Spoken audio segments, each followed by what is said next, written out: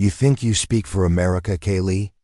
Don Lemon's voice sliced through the studio like a blade, sharp, fast, calculated. The lights were already up, the cameras rolling. But the tone had shifted from interview to interrogation in under 5 seconds. Kayleigh McEnany didn't blink. She sat tall in her seat, hands calmly folded, the corners of her mouth pulled tight, not in fear, but in control. Don leaned forward across the desk. You think your version of truth, your version of freedom, is what this country needs right now. He didn't wait for an answer. He didn't want one. You were part of an administration that divided this nation, that silenced voices, that empowered hate. And now you sit here, smiling, acting like you're the voice of reason? The audience was silent, drawn in, uncomfortable, watching. Kayleigh tilted her head slightly, and for just a second, she smiled, but it wasn't the smile of someone caught off guard. It was the smile of someone who came ready for a fight. Kayleigh's fingers moved slightly, unfolding in her lap, but her eyes never left Don's. She didn't raise her voice. She didn't flinch. She just waited. And when she finally spoke, it was with the kind of measured calm that makes people listen or fear what's coming next. Are you finished? She asked quietly. Don blinked. He hadn't expected that. You asked if I think I speak for America, she continued. No, I don't speak for all of America. She paused. But I speak for the millions of Americans you haven't invited on this show. The audience shifted, some surprised, some intrigued. I speak for the parents who are told they're extremists for wanting a say in their child's education.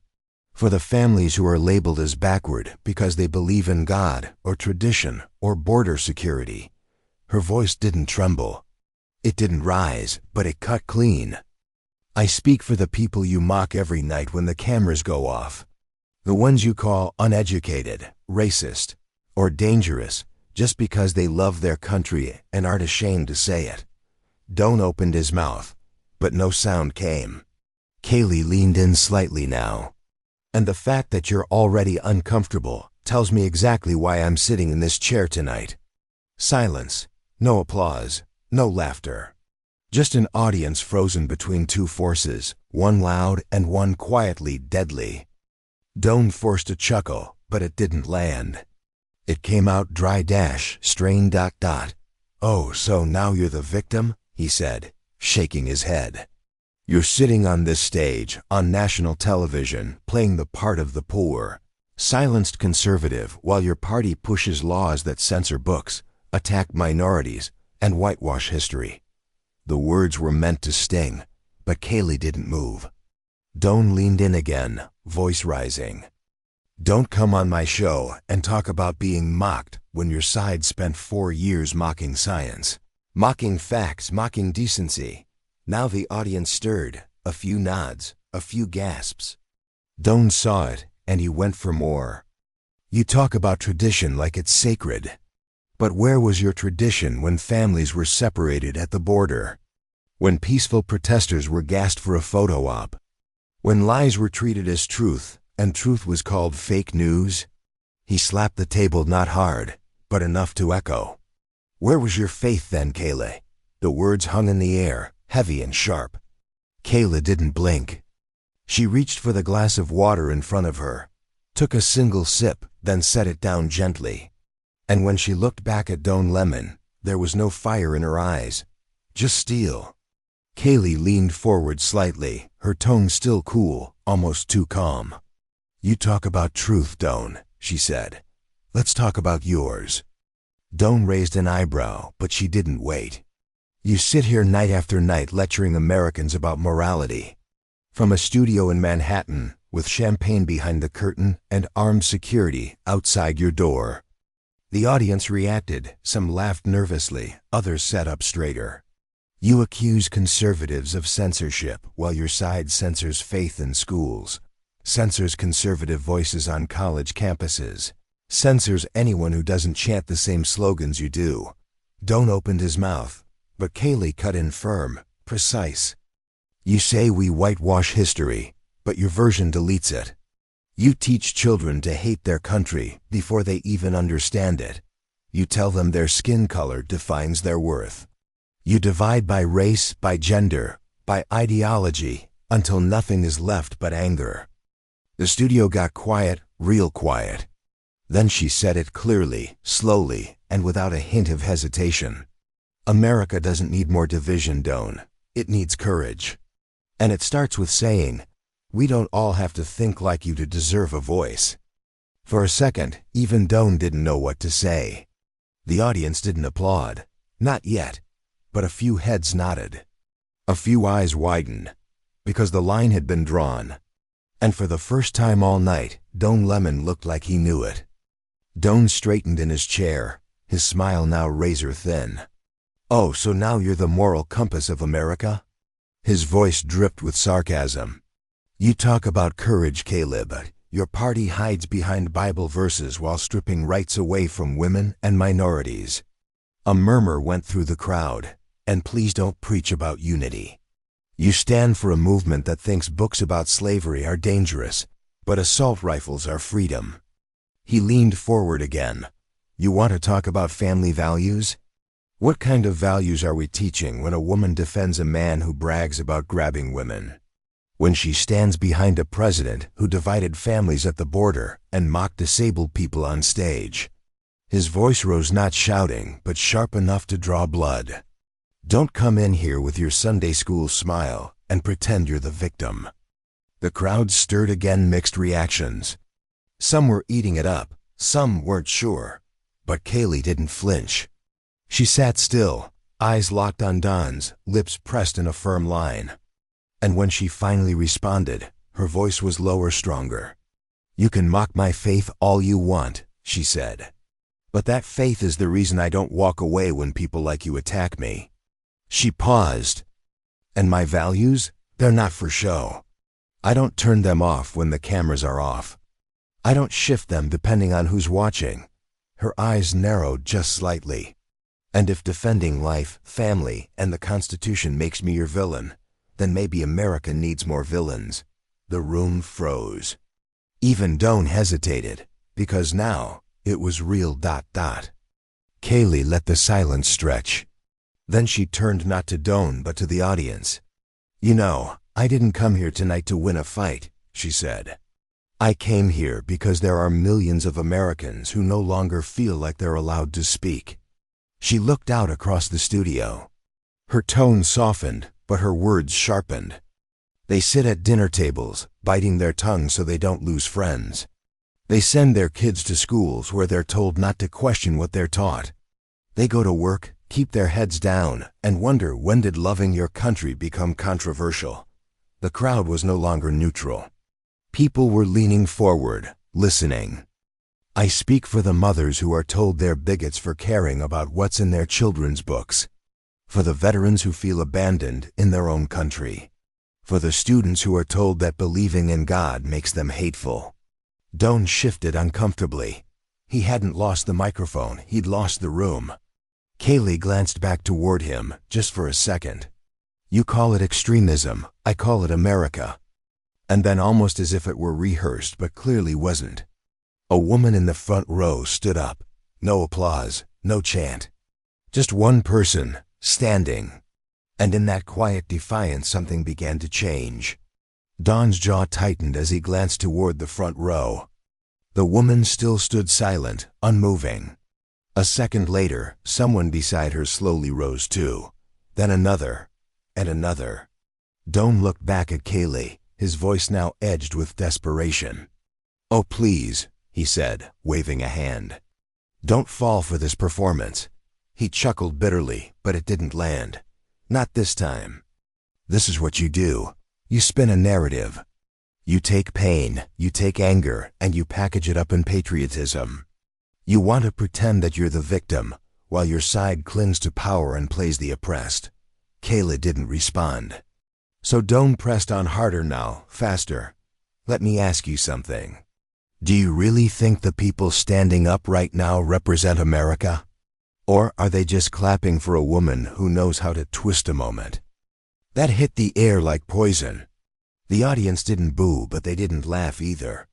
And that silence? That was worse. Kayleigh slowly turned back to Don. No smirk, no smile. Just conviction. They're not clapping for me, she said. They're standing for something you stopped believing in a long time ago. Don leaned back, blinking. And what's that? She didn't hesitate. Truth. Don laughed, but there was no humor in it, just tension. Truth? He repeated, leaning forward again, his voice laced with disdain. You really want to lecture me about truth, Kayleigh? He grabbed a note card from the table, Pure Theater, and waved it in the air. You were the press secretary for a man who lied more times than anyone could count. You defended him at that podium with a straight face while this country was spiraling into chaos. And now you want to sit here with a Bible verse in your back pocket and call yourself a truth teller. His voice cracked, not from emotion, but from pressure. You talk about family values and American pride, but where were those values when kids were in cages? When racial protests were met with tear gas? When the president you served called journalists the enemy of the people? The crowd was silent, but it wasn't with him. He could feel it, and it made him talk faster. You want to play the martyr? The brave woman standing up to the media machine? Let's not forget, Kayleigh, you were part of the machine. He dropped the card dramatically on the desk. Truth, please. Kayleigh waited, not out of hesitation, but patience. She knew this move. She'd seen it before. Louder, faster, desperate. Then she spoke clear, steady, unshaken. I didn't come here to relive 2020, she said. I came here because you and others like you are trying to rewrite the present. She let that hang. And when Don didn't respond, she added, You talk about chaos, but maybe the chaos wasn't from him. Maybe it came from a system that was finally being challenged for the first time in decades. Now the audience stirred again. And Don knew the old script wouldn't work tonight. Don's jaw tightened. His hands were no longer casually resting. They were clenched. You want to challenge the system? He said, voice low now, sharp. Fine, let me challenge you. He leaned forward slowly, deliberately. You sit here, blonde hair, perfect smile, perfect suit, and act like you know what struggle is, like you've earned your place at this table. He let the words sit not loud, but loaded. You want to talk about censorship? Try growing up black in America. Try being told you're too angry when you speak the truth. Try watching people roll their eyes the moment you challenge their patriotism, because it doesn't look like theirs. The audience stirred again, but this time, unsure. You talk about the forgotten, but the only people you seem to remember are the ones who already have the power. Don's voice rose. You're not a rebel, Kayleigh. You're a symbol of privilege. Of the system. Of every woman who climbed the ladder just to pull it up behind her. Kayleigh didn't react. She didn't flinch. She just waited. And when Don finally fell quiet, she took a slow breath. Then she looked at him, not with anger, not even pity, just clarity. You think you know me, she said. Because of how I look. Because of who I served.